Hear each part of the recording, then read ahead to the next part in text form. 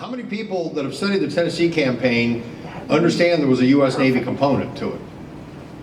Not many. There's two hands here. Not many, because most of your books on the Tennessee campaign don't write about the U.S. Navy's component of the Tennessee campaign. And yet what I think I'm going to do tonight is show you that their contribution to stopping Hood and preventing him from capturing Nashville and certainly moving north of the Cumberland River into Kentucky, if he's successful taking Nashville, it's just not going to happen. The U.S. Navy has a vote in what's going on in the campaign.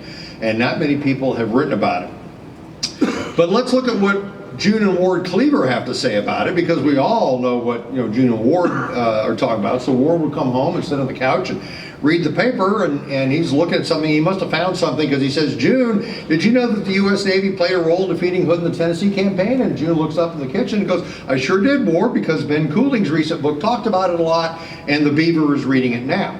Now, this is the part I'm supposed to hold up the book, and I forgot to bring it, but it's called "To the Battles of Franklin, Nashville, and Beyond" by Benjamin Franklin Cooling. It's the third volume of his, what we call the Tennessee Trilogy. He started with Fort Donelson, then he did Fort Donelson's Legacy, and then this one. Of all the books on the Tennessee campaign, there's some great books out there. Cooling's digs deeper into the role of the Navy, Hood's logistics, and some other issues that a lot of these other guys don't dig deep into. So a lot of what I have for you tonight came from Cooling's book, plus my own research into it.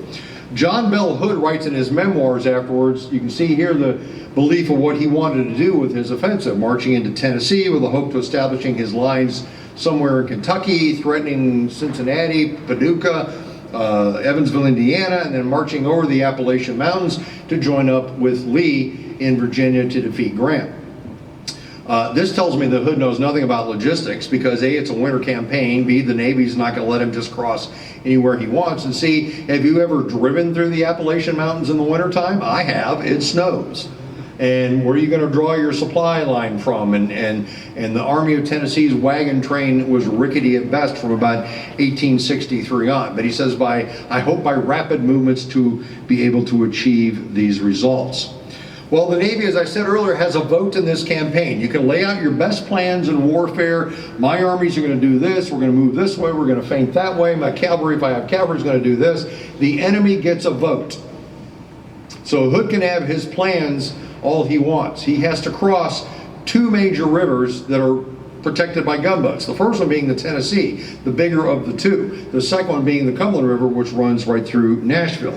So the U.S. Navy has got a nice fleet of warships in the water by late 1864, designed to make sure that events like this don't take place.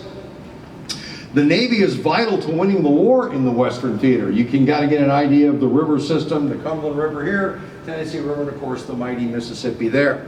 If you look at the 1860 census, the census does more even today than just counts how many people live in a house or an apartment building. It counts industrial output, agricultural output, commercial output, and things like that.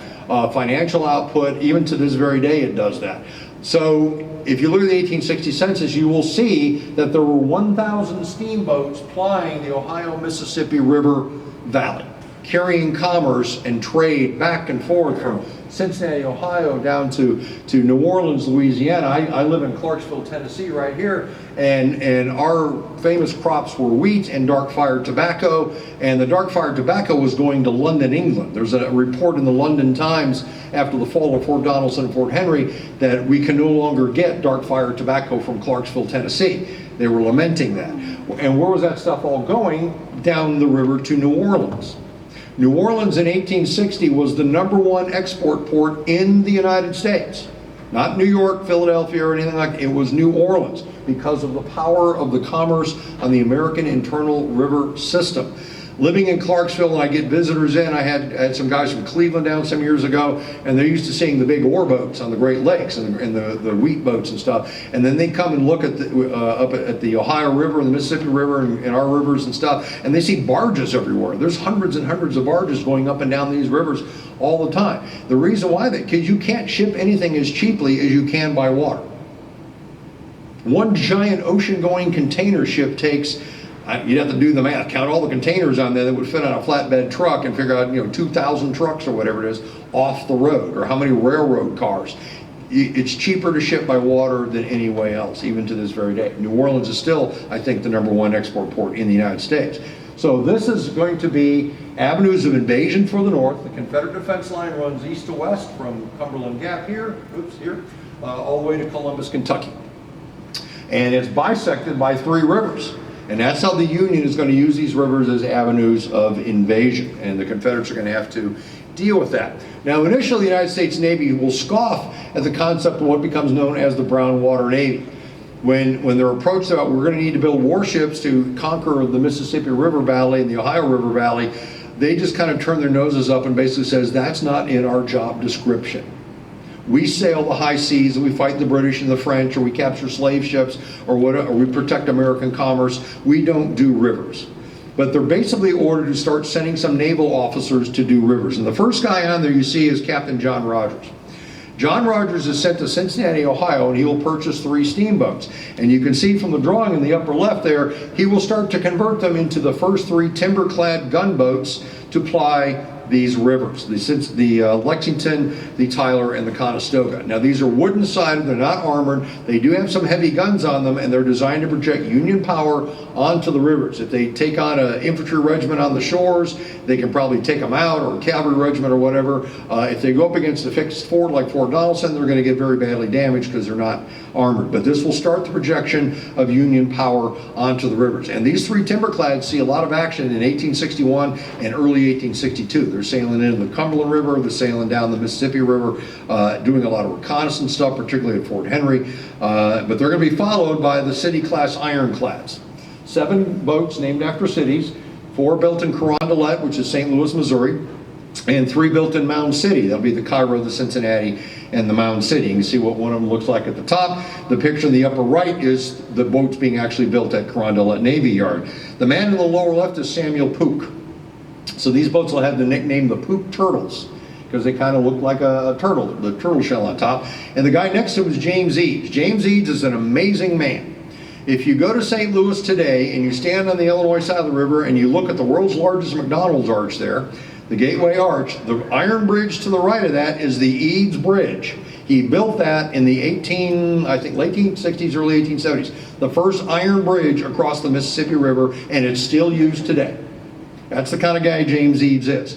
So Eads is the man that gets the contract to build these gunboats. They're about $88,000 a piece, 52 feet wide, 175 feet long. You see a drawing of them at the Eads shipyard there in Carondelet. There's still a little bit about the shipyard today that you can go see.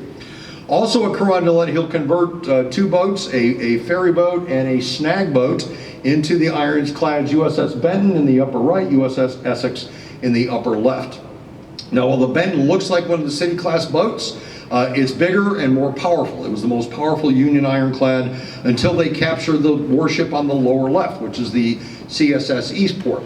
After the fall of Fort Henry, Seth Ledyard Phelps will take the 3 timber-clad boats up the Tennessee River to Florence, Alabama. And when he gets to the town of Cerro Gordo, Tennessee, which is a little close to where the Battle of Shiloh is going to be fought, they're building the CSS Eastport there.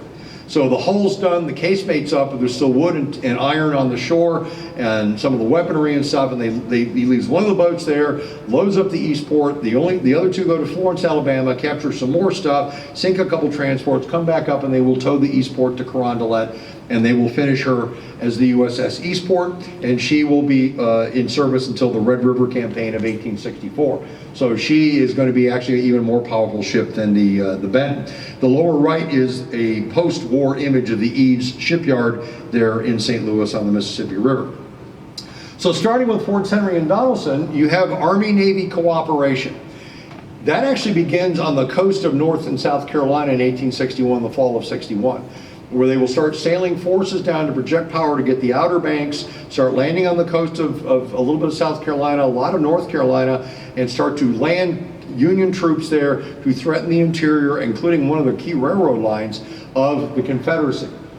If you study the joint Army-Navy campaign, starting from the fall of 61, from the Atlantic coast to the Florida coast, and even into the Gulf Coast, and then to the river system, Army-Navy will defeat the Confederates every single time. Except one, the Red River Campaign. Red River Campaign's a Confederate victory. But this shows you what a naval officer, in this case Flag Officer Andrew Hull Foote down below, and Brigadier General Ulysses S. Grant. That's what he looked like in 1861, by the way. What you can do when you cooperate together. Foote was a captain. He asked for promotion to Flag Officer, which is a one-star admiral today. That puts him on equal footing with Grant, so that way they don't give orders to each other, or he doesn't take orders from Grant, they cooperate. And Grant and Foote work together incredibly well. And it sets the tone for what's going to happen in the Island No. 10 campaign, Vicksburg, Port Hudson, etc. So it's a good joint operations thing to study in terms of command.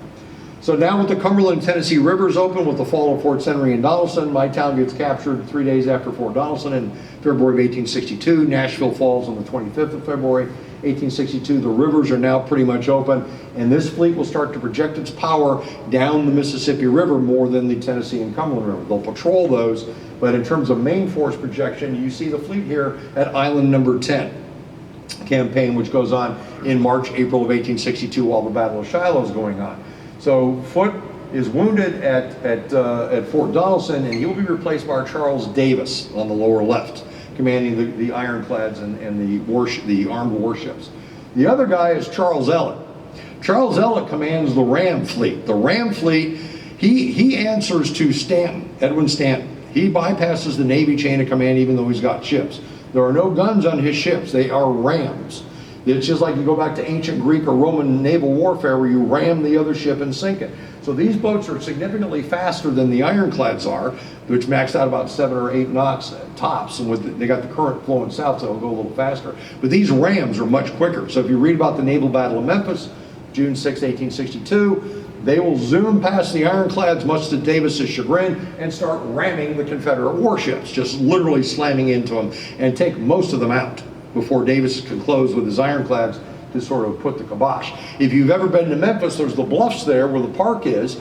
There were thousands of people up there cheering on the home team, watching this battle, and getting more and more chagrined as the first ship goes down, the second ship goes down, the third, and 1 or 2 skedaddle and leave. These 8 ships had been brought up from New Orleans. They'll actually fight a battle at Plum Bend, north of Columbus, Kentucky, and then they get pretty much destroyed in the Naval Battle of Memphis, and that's when Memphis will fall.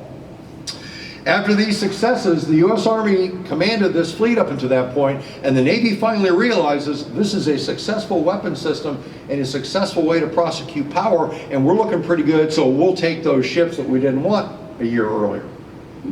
So they take them over. That's when the USS St. Louis, one of the City-class gunboats, gets renamed the Baron de Kalb, because the Navy already had a USS St. Louis. And the name changes, you can see, from Western Gunboat Flotilla to the Mississippi Flotilla, and finally the Mississippi River Squadron, and its initial base was here in Cairo, Illinois. This is your modern road map.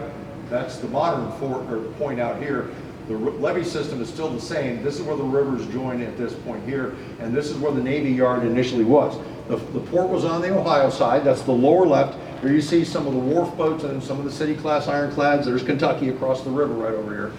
Because the current on the Mississippi side was significantly faster, still is, even with the locks and dams. I like taking tours up here. I do one about every couple of years and take people where you can put 1 foot in one river and 1 foot in the other river and have your photo op. But when you stand there, you are at the tip of the Union spear. Where's that spear aimed? Right down the Mississippi River. Jiggle a little bit to that direction, you're going to hit the Tennessee and the Cumberland River. You are as far south at that point as you are on the Virginia-North Carolina state line. That's how long, I'm an Illinois native, that's how long Illinois is. And Southern Illinois was settled by Kentuckians and Tennesseans. I can take you to places where you think you're in Alabama, in Southern Illinois. They had a huge pro-Southern population, as a matter of fact. And when the Union takes the town over April 19th, 1861, they have to send the Chicago militia down to do it because they can't trust the downstate militia to defend Cairo.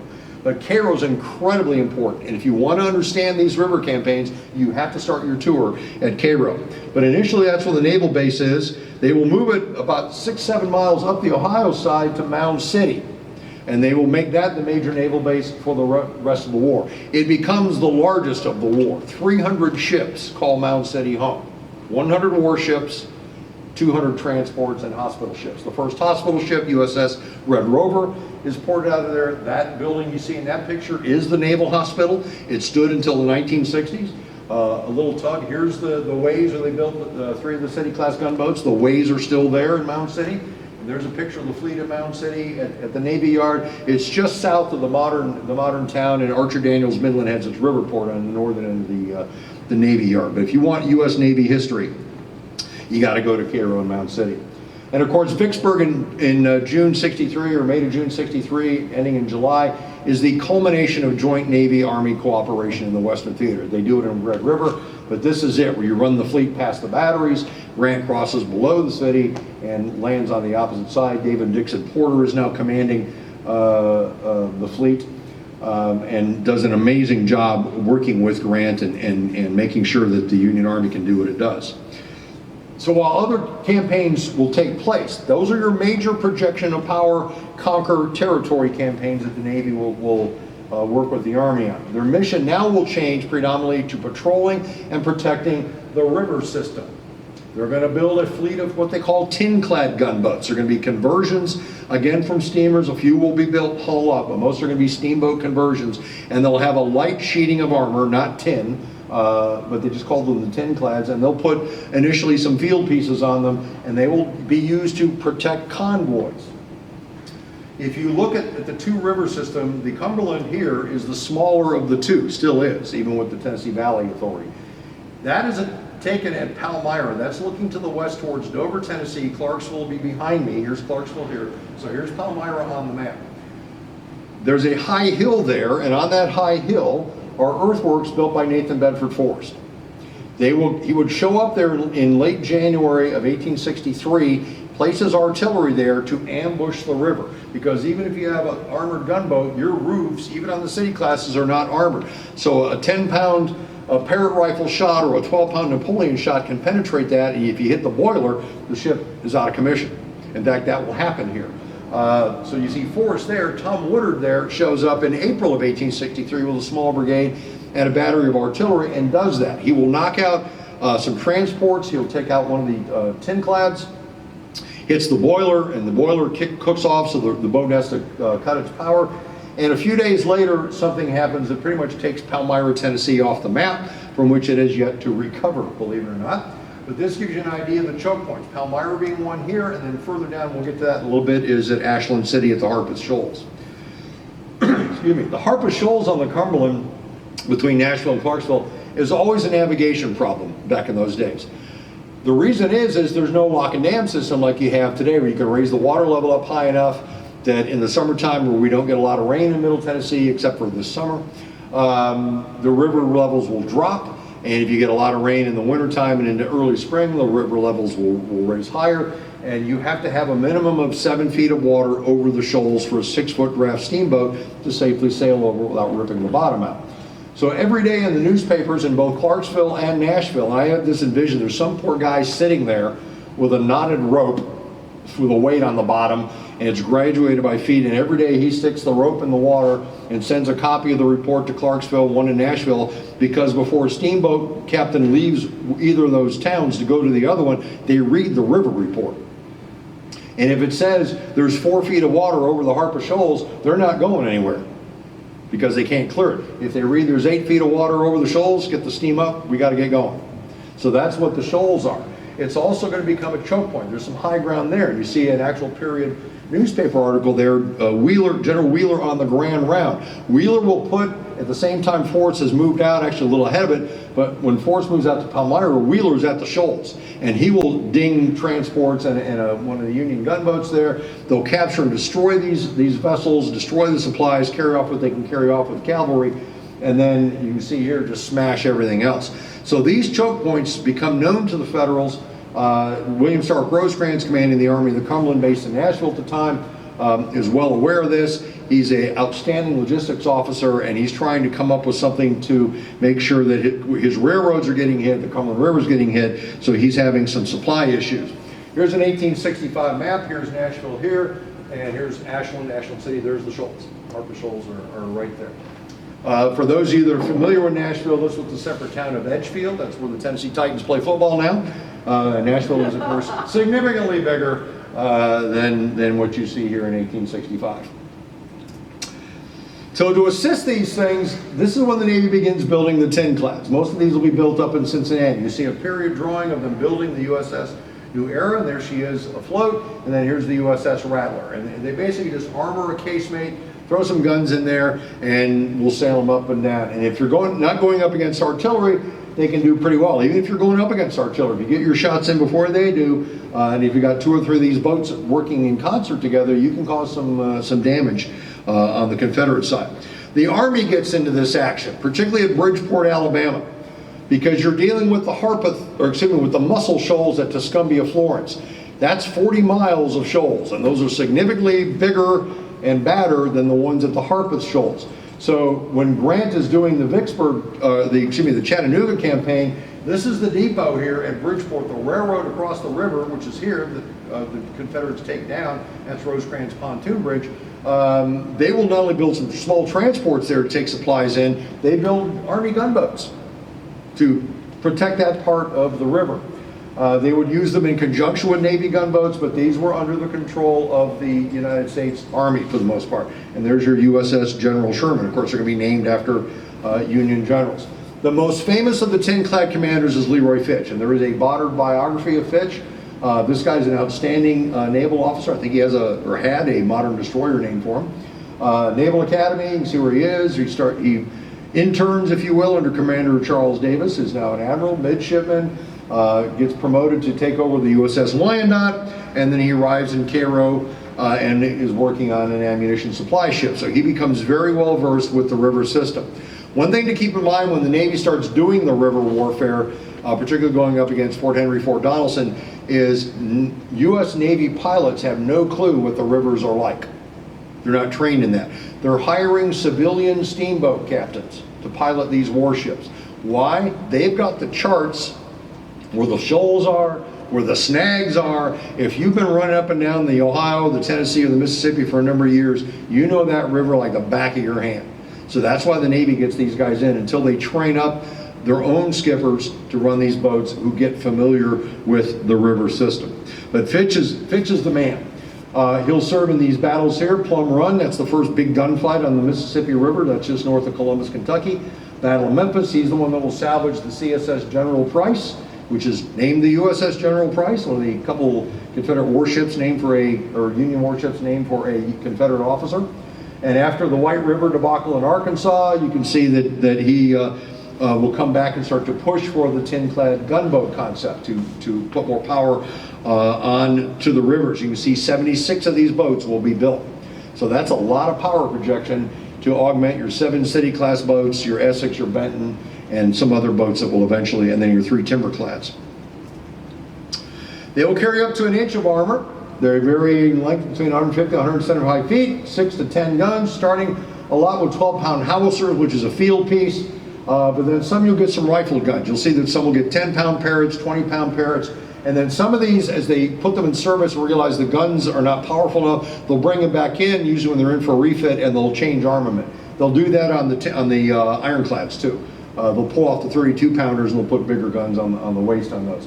And then with the general order in June of '63, you've seen pictures of the Tinclads. They'll have a number on the white pilot house, and that number corresponds to the name of the ship. So Fitch's favorite boat of the whole fleet is the USS Moose. So with the Cumberland and Tennessee rivers now under control of the U.S. Navy, they divide them into river districts, and they will assign a flotilla of warships under an officer to command a certain area. For example, Clark's, or say Dover to up here to the Kentucky line. That's one district. Another district will be from Dover to Smith. Another district will be like Savannah up to the Ohio River. And then you'll have districts on the Ohio River and districts on the Mississippi. And then each district has an assigned fleet designed to tackle an issue if something happens in their district, but they can call for reinforcements from other districts. And that's going to happen here in the Tennessee campaign. Fitch will be commander, by the way, of the 10th district on the Cumberland. So let's look at the Muscle Shoals. As I said earlier, here's Florence and Tuscumbia here, about 41, 42 miles. If you want to get an idea of what the Muscle Shoals look like, the highest dam in the TVA and lock system is the Wilson Dam built there, and there's a point where you can look down in the Tennessee river bottom that's dry and see what the shoals look like. And Morgan, of course, leaves his post in East Tennessee right before the Tullahoma campaign begins in late June, and he will ride up after chasing some Union cavalry in Kentucky. He then takes his guys through Kentucky, disobeying his orders, by the way, crosses into Indiana, will fight the Battle of Corydon, crosses north of Cincinnati, Ohio, through Sharonville, and then moves into the Appalachian part of Ohio. And he gets here to Buffington Island, which is the only shallow ford to get across the Ohio River. Guess who knows about that shallow ford?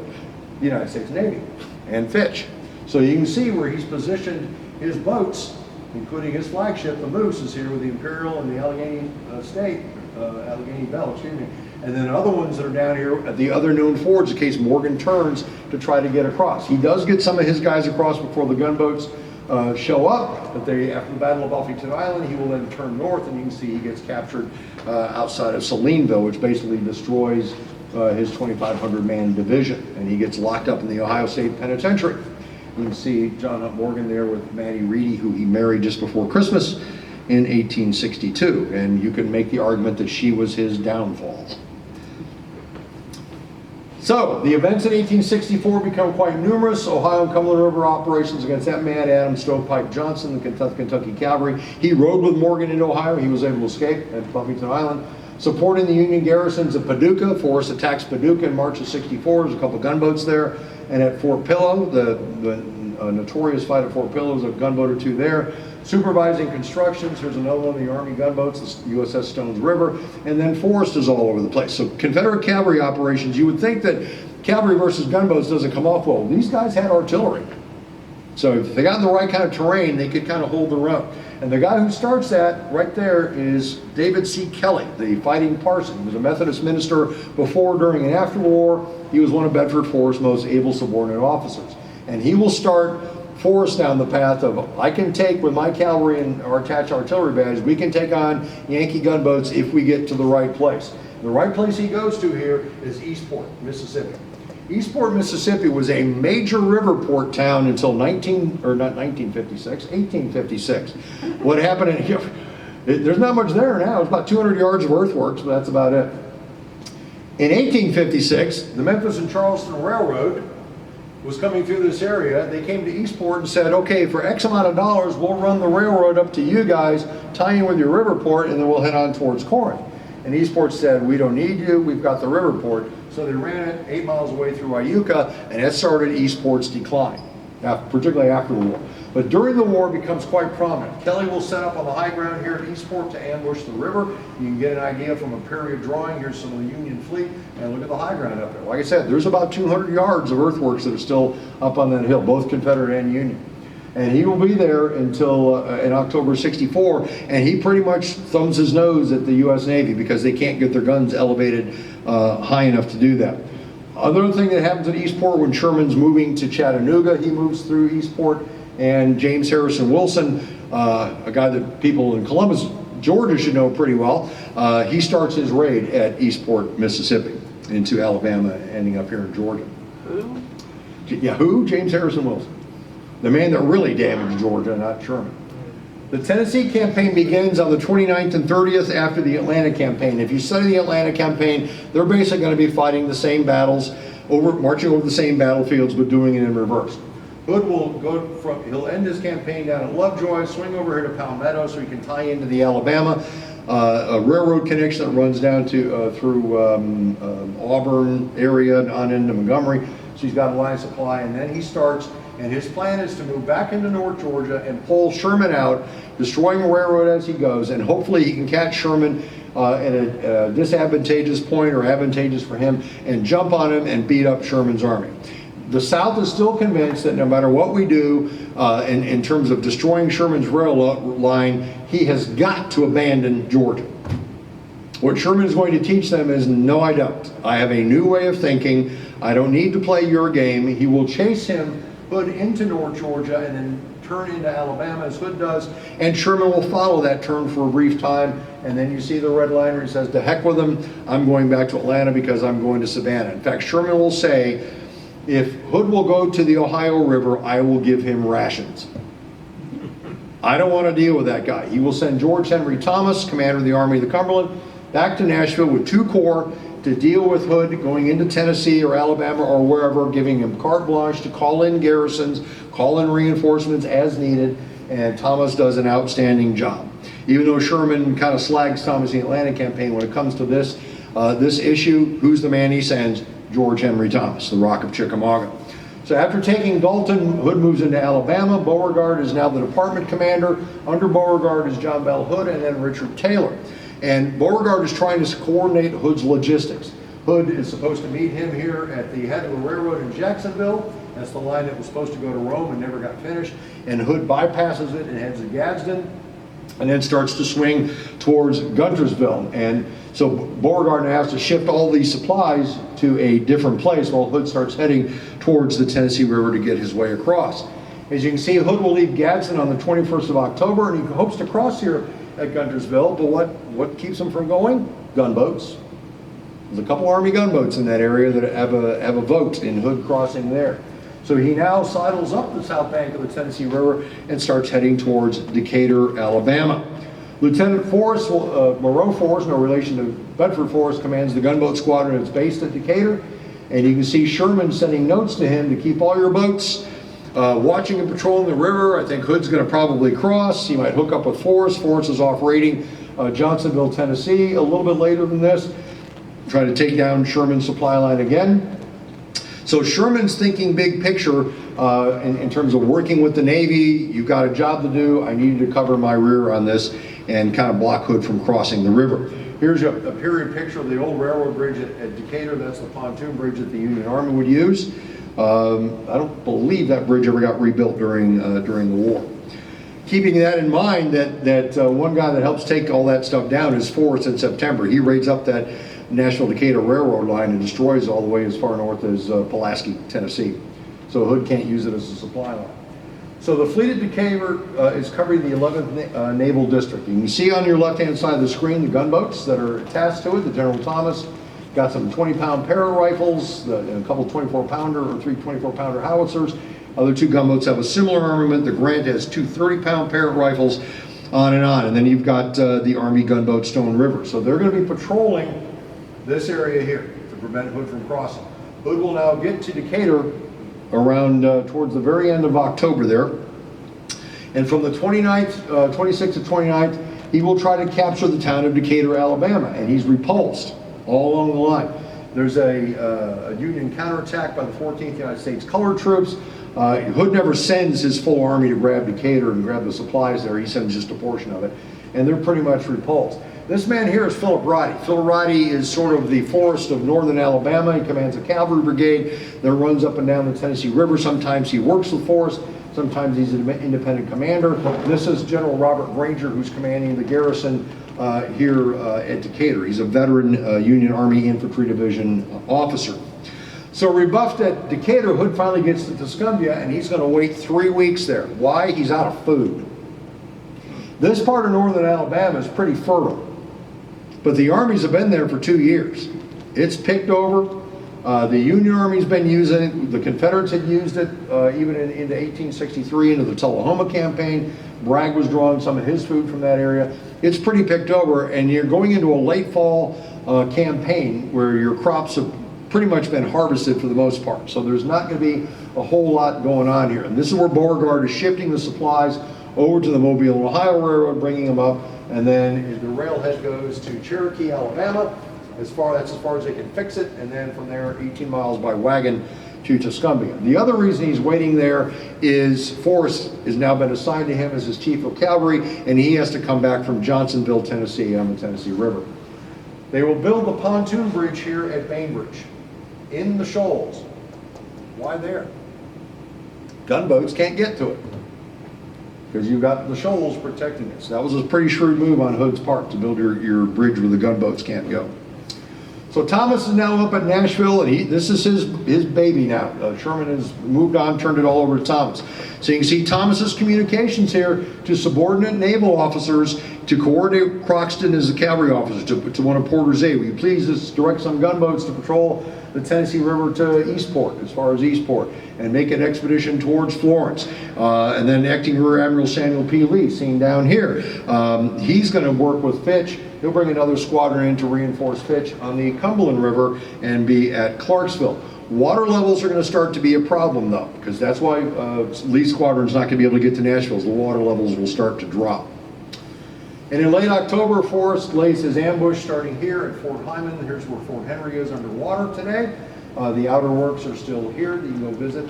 So if you want to see Fort Henry, bring a scuba tank and some flippers and a mask. It's about 20 feet down. But Fort Hyman was the Confederate post here, now taken over by the Union. So Forrest will show up here and he'll put some artillery there to ambush transports on the river. His subordinate David Kelly has gotten pretty good at that and says, we can do this if we get up on the high ground. Excuse me. So on the 30th, the USS Undine, that's a drawing of it. I've never found a picture of the Tinclad, along with the steamboats that you see listed there, are going to be ambushed by Forrest. He'll have a couple guns here, he'll have a couple guns here at Paris Landing. So he's going to create this sort of gauntlet that the Union Navy and transports are going to have to sail. This is what the Tennessee River looks like now, thanks to TVA. That's the channel of the time. Give you an idea of the scale of the river. So Johnsonville is this major supply depot on the river with a railroad that runs directly to Nashville. Rosecrans built this railroad starting in 1863 to extend out to Johnsonville because the Tennessee River was a much bigger river than the Cumberland, and it didn't have the water issues the Cumberland did, and there weren't that many places where the Confederates could get on high ground and ambush transports and warships. So they built this massive supply depot. Here's the railroad in, there's your docks and your wharves and stuff. There's a big fort that's still there. There's a Tennessee State Park if you want to come visit it and get an idea of the Nashville Northwestern Railroad.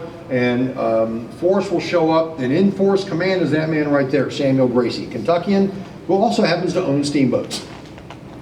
Why does he need a guy like him in his command? Because at the Battle of Johnsonville, they're going to shell, or I should say back up, at Fort Hyman, Paris Landing, they're going to capture steamboats, and they're going to become Forrest Navy. So Forrest Cavalry will be moving down the riverbanks, and he has warships now with his guys on there, and Gracie showing these guys how to drive these boats, because he did it before and after the war. He and his brother owned a steamboat company that was based in Clarksville. I always had these visions of Forrest, West Tennesseans, like, I don't know how to drive this. You know, what does this lever do? So you got 4,000 troops there. Here's the warehouses. The fort's up on that high hill. There's the riverfront. And they've got artillery and a couple gunboats assigned to it, but that's not going to stop Old Bedford. He'll meet one of those gunboats and have a naval fight. The Venus is disabled. The USS Elfin shows up and nothing happens. And then the fleet will move to take on the Undine, which sails right into Forrest's artillery ambush and pretty much gets dinged up because Forrest's guns are up on the high ground. So not only does he do this, but Fitch is coming from Paducah with a squadron to help, and the high ground artillery keeps his guys from getting too close. So Forrest has complete command of the river on both sides right in front of Johnsonville and will destroy that depot. Destroy it. $7 million in damages of 1864. I calculated that last night. $116 million in 2020 dollars. Wow. That's a lot of damage. A lot of damage. 4 gunboats, transports, barges, 20 artillery pieces. Forrest's comment, I love his comment, by night the wharf for nearly a mile up and down was one solid sheet of flame. And that's when Forrest will now head to Tuscumbia. So Thomas and Sherman are both worried because Forrest is on the river and Hood's at Tuscumbia. So thanks to Thomas, Lee and Fitch get a whole new squadron, including 2 ironclads, USS Neosho, USS Carondelet, one of the City-class gunboats. That'll be under, the Carondelet and a couple ships will be under Lee coming down. The Neosho is already going to be at Nashville. So here's a picture of some of the gunboats. Unfortunately, a lot of these gunboats have never been photographed. Even with the Library of Congress issues, there's still probably, I think, about 40 or 50 gunboats that I've not been able to find images for. But that gives you an idea of some of the fleet that's going to be under command here. So Fitch's first mission is to escort A.J. Smith's 16th Corps right wing, Smith's guerrillas as they call themselves. These guys were supposed to be in the Atlanta campaign, but they get stolen from Sherman to go fight in the Red River campaign. They go from there, they're now sent up to St. Louis to deal with Sterling Price's invasion of Missouri.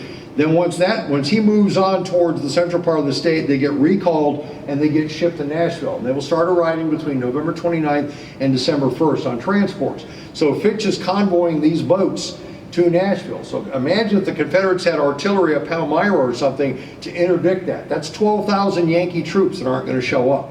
at least for a while, until they land them and chase off those pesky rebel cannoneers.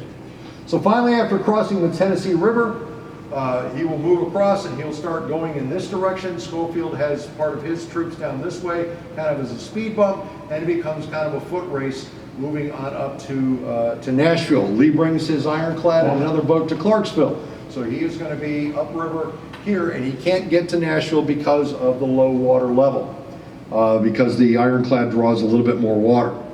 So you see Fitch's communication down here that Major General Thomas is well pleased. I've got my gunboat fleet concentrated in the environs clear up between Hartsville up here and towards Ashland City. So he's got the crossings covered, he's got gunboats ready, and he's basically saying, bring it, General Hood. If you want to come, we're here.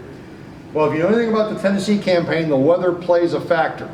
It gets bloody cold, real cold. Sleet, snow, ice, almost below zero, let's see, 10 to 30 degrees on the 8th of December. Well, this is after the Battle of Franklin, November 30th. Hood moves on and besieges Nashville with a very small army, can't even tie in his flanks. Besiege is a loose term here. And you can see the temperature dropping from 42 to 69 down to 10 to 30. And even down to 14. It is so slick there. If you're familiar with Middle Tennessee and Nashville, it's pretty hilly. It's called Rock City for a reason back in those days. James Harrison Wilson is the cavalry commander there, and he's writing reports to Thomas, my horses can't even stand up because they're falling because of the ice. And Grant is over there in the east, and he's demanding Thomas, launch your offensive, launch your offensive, launch your offensive, and Thomas can't do it. He's saying, sir, the weather is preventing us from doing anything. My cavalry can't move, they can't walk, we're still short horses for the cavalry. There's all kinds of problems that Thomas is telling me about that are factual. Thomas is not the guy that's going to blow smoke at Grant. He's telling him what's going on.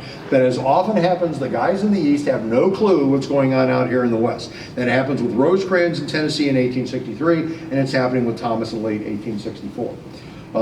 So Grant kind of gets fed up, and he sends John Logan with peremptory orders to go west. If you get to Nashville and Thomas hasn't pulled the trigger, here's the orders to fire him, and you take over command of his army.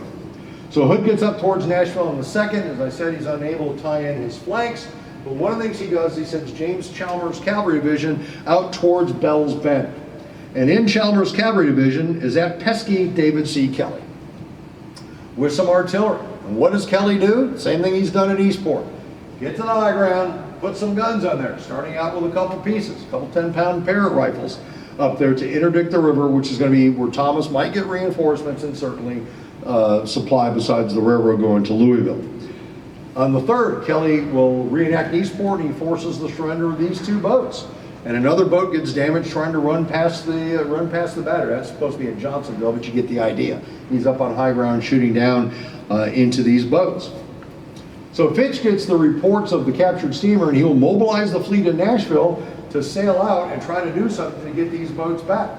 And he will, you can see the big fight here. This map actually should be tilted this way to get an idea, because the Cumberland River, that's not east and west, that's actually north. And you can see the fight here at Bell's Bend. And you get they managed to recover those two boats, but they can't penetrate and get past where Confederate artillery is. They'll open fire with grape and canister. You come here to the museum, you get to see a nice piece of naval canister and some of the big shells. They cannot elevate the guns high enough to get into, to reach where the Confederate artillery is. So they're shooting their shells into the bluff below and hoping they can collapse it. What the canister is doing is driving away the supporting Confederate cavalrymen who are sitting there on their horses with their rifles taking shots. The artillery is deploying, firing some shots, and moving to another position. He's now been reinforced, Kelly's been reinforced by 2 12-pound howitzers. So he's got more guns than ever, and they'll fire a couple shots, limber up, and move to another place that they'd prepared, because you don't want to stay in the same place, because sooner or later, a Navy gun, if they get the right angle, is going to be causing you some problems. So Kelly's playing it pretty smart. So while the Carondelet's keeping the heads down, the Fairplay will dash forward, seize the steamers, and take them to Nashville safely. You can see how many shots some of the gunboats are hit. The Fairplay gets hit a couple times, neither shot exploded, or shell I should say exploded. The Moose, the flagship, gets hit, and 2 shells, again, thankfully not exploding, because these things are not heavily armored at all. So on December 6th, Kelly gets 2 more 12-pound guns. He's got 6 guns in total. That's pretty good firepower up there. And Fitch will mass the fleet and some transports. He wants to run them up to Clarksville. And you can see the warships listed and to help get the fleet by. The turreted ironclad Neosho will sail back and forth to try to draw the fire and shooting up into the banks because, again, can't get the guns up high enough to do it. Stanley Horn, the author of the first book on the history of the Army of Tennessee, Kelly was doing good work, thoroughly enjoying himself with his guns on the riverbank. He must have been having the time of his life because he knows that I'm up so high these guys can't hurt me, and meanwhile I'm blowing at the transports and stuff. So finally, after a couple hours, the fleet will turn around and head back to Nashville, save the Neosho and the Carondelet. We will have 2 Navy Medals of Honor awarded for this action. Civilian pilot John Farrell, that man right there, one of the 6 or 7 civilians that gets the Medal of Honor during the war. And Quartermaster John Dietzenbach, because the Neosho's ensign had been shot down. These guys ran out and stuck the flag back up on the pole under fire. So he's one of the few guys right there. I've never been able to find a picture of Dietzenbach, but that's John Farrell. John Farrell's a Tennessee boy, by the way. Grew up in Illinois, he was born in Tennessee. Fitch isn't done. The Neosho's cleaned off. Cleaned off meaning all the damaged stuff has been cleared off the decks that might be blocking gun ports and stuff, and she rolls back into action, drawing fire for the Carondelet to sail in, because she's got more armor than Carondelet does, to try to draw fire, let the Carondelet kind of maneuver to a position to take out Kelly. Despite what one officer calls a feeble response from Kelly, Fitch decides to let Kelly's guns be. It's better to have them there, knowing that they're there, than having them closer to Nashville and to interdict what's going to happen when Thomas will finally pull the trigger. Walter Durham, Tennessee State historian, who passed away a few years ago, has a nice thing. The Halton navigation certainly added to the siege mentality of Nashville. So you've got Hood's army to the south, you've got these guys out to the west of town at Bell's Bend, but the circus is in town. So it couldn't have been too much of a siege mentality because people were going to the circus. And James Harrison Wilson will take circus horses to mount his troopers. So now the weather starts to improve, and Thomas will launch his first phase of his attack in an enveloping movement with his cavalry, Johnson's cavalry division, Wilson's cavalry corps, moving out this way. There's where Chalmers and Kelly were, driving them off. In other words, they could have driven Kelly off if they launched an assault by either infantry or cavalry to move him off of those hills. They probably wouldn't have had the problem. I don't know why they didn't do that until December 15th. But they do. Hood's line is smashed along the Granny White Pike. The 5 redoubts fall, and Hood will now fall back. He'll be hit on his right flank, but the main attack on the Union is on Hood's left. Kelly, by the way, says after that he manages to save all of his guns and gets them away. This is the Bell's Bend area. It's now the Kelly's Point Battlefield Park. You can see the earthworks and a view of the deck. There's a sign there. Give you an idea of where it is. It's the second bend west of Nashville, just off the Charlotte Pike. So just before Hood's defeat on the 6th, and there's a naval component to this, Highland Lions commanding a cavalry brigade in West Tennessee at Paris. And they launch him north of, he will cross the river at Cumberland City, capture a couple boats there to ferry across the river. He'll turn towards the railroads north of Clarksville to try to take down bridges, and then moves on into Kentucky to try to chop up Thomas's supply line. And he will be pursued by Ed McCook's cavalry division, one of the fighting McCooks of Ohio. That takes that cavalry division out of Wilson's order of battle for the Battle of Nashville in the pursuit. And Lyon does a pretty good job running around Kentucky. Lyon's men will cross here, as I said, at Cumberland City. And it's really weird because I took a picture of the marker and should have put that in here. But he crosses here, he swings north of Clarksville to the railroad, and then he'll move to Hopkinsville to the northeast or northwest of Clarksville. And then McCook's guys are going to be constantly chasing him. So he'll move up here to Madisonville, which let's see, here's E-Town, Madisonville, let's see, Bowling Green, Madisonville's right about here. He'll move up this way, he'll swing over this way, and he'll start moving his way back through Tennessee and back into Alabama. And he will be hitting the towns you see there, plus a few more. In fact, there's an article written about him in one of the Civil War magazines called The Courthouse Burnin'est General. And there's a picture of one of the Kentucky county courthouses. Why is he burning the court? He's a Kentuckian. He's got Kentucky troops in his command. Why is he burning the courthouses? That's what the Union garrisons were. They would fortify the courthouses. and build earthworks around it. Mayfield, Kentucky, they impress the people of the town. Here's a shovel, here's a pick, you're building earthworks today. And here's my gun that says you are building earthworks today. So that's why he's hitting these courthouses, because that's where the Union garrisons are. Ask me how much Kentucky genealogists love this guy. They don't. Because all those records that courthouses are famous for are gone up in smoke. $500,000 worth of supplies that he takes out. He'll make his way back into Alabama. He'll fight a small battle against the 15th Pennsylvania Cavalry at Red Hill, and then he gets to Gunnersville, and he will be captured, but he actually will escape some of his other guys, and this is where a gunboat is going to show up and help deal with Gunnersville, Alabama, the USS General Grant. They will burn Gunnersville. There's a diary from this young lady, Catherine Fennell, who was near Gunnersville, and here's her citations. Lions with about 1,200 men. He only left with 800. I don't know. He must have done some serious recruiting when he was in Kentucky. He only left with 800. I think he might have had 300 left by this time. Trying to cross. The gunboats are making sure they're not crossing, so the Navy is there doing the Navy's job. These are the gunboats that kept Hood from crossing a couple months earlier. Portland Command gets across. Confederates have gone to Red Hill. The Yanks come from the gunboats and they will burn the town. This is their little county museum. That is a period building, not the exterior. It's built around the period building. That's one of the few buildings that survives at Gunnersville, Alabama, which is a wonderful place to vacation, by the way. So crushed at Nashville, 2 days, December 15th, December 16th. Thomas, 2 smashing left hooks that takes Thomas's flank down. Thomas will start to fall back, and it becomes a running fight back down Tennessee. Thomas is not the kind of guy that says, I want to just let Hood go. I've saved Nashville. I've done my duty. Nope, we are going to pursue Hood. And he will launch an aggressive pursuit, starting with Wilson's cavalry to lead it, but his infantry divisions will start to follow on. He's going to run into some logistics issues because as Hood's falling out on parts of the railroad, he's burning bridges. And the weather's stinky, and they're having trouble getting supplies up to, they've got engineer units out there trying to rebuild these bridges as quickly as they can. But by the time Thomas gets down here to the Alabama border, some of his guys are hungry. They haven't been eaten in a day or two. But he launches a really aggressive pursuit, and there's a naval component to this.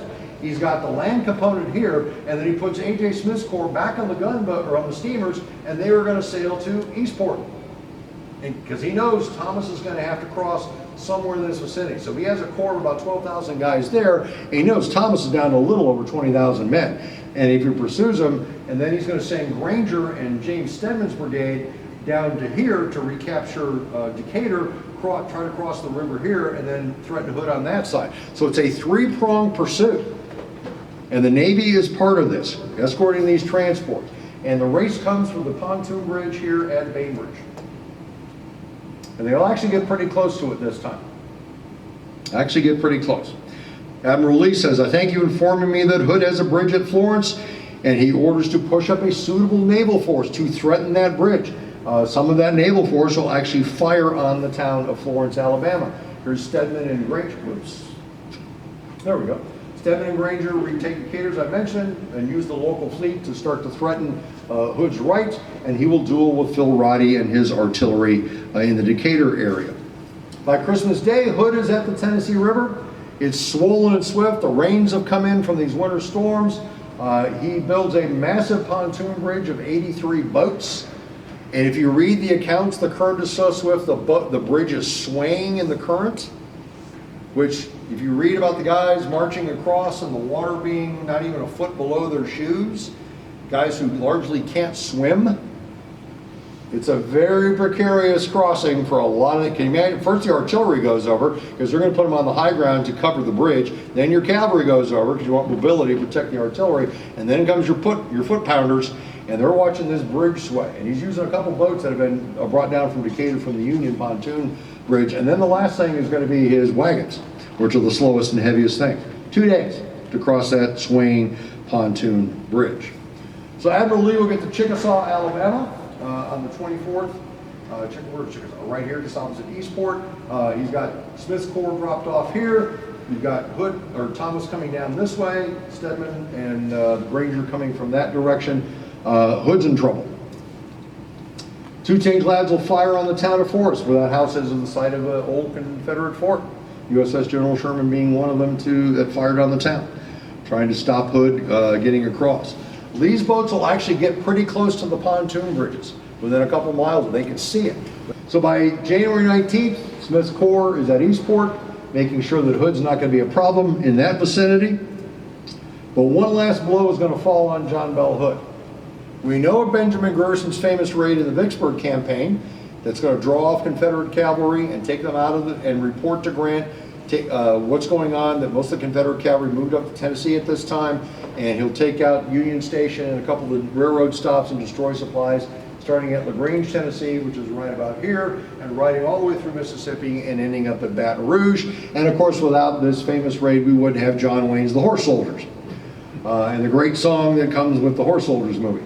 This is Gerson's second raid, and only one guy has ever written about it, and that's the late Ed Bars. He wrote about it in Military Affairs Journal.